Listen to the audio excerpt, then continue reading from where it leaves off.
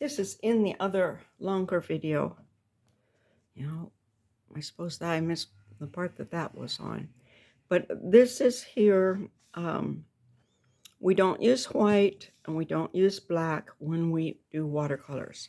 When we do a value scale in watercolor, we generally just move to the light side. These are called tints.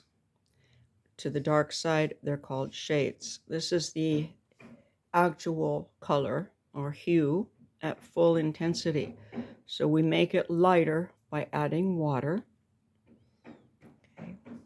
Let's see, this is just an orange. And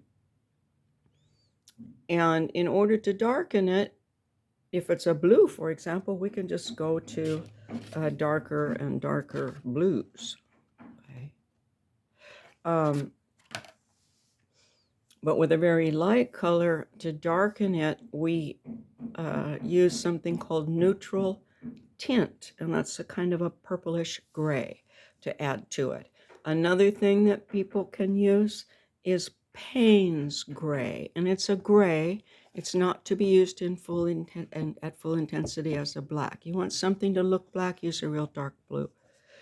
I'm going to do a lot of fooling the eye in watercolor and a lot of thinking. So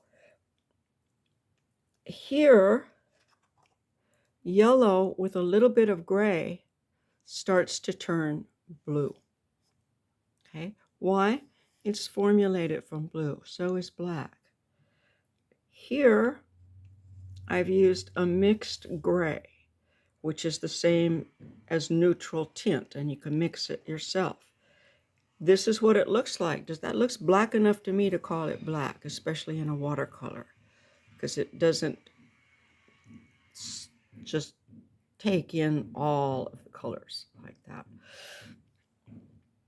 It has a few, so it has a certain transparency to it. Here I've gone three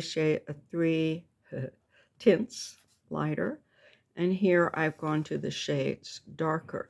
And you see it makes a kind of a nice red brown once it starts mixing in. So these are two things that you can use to darken your colors if you need to. If, for example, if you're working in a monochromatic yellow, which is not the best choice, but if that's what you choose to do, sometimes you do that, this is how to handle that to get a range. Oh, okay, that's that. Please give me a thumbs up, make a comment, ask me a question, subscribe. It's all good.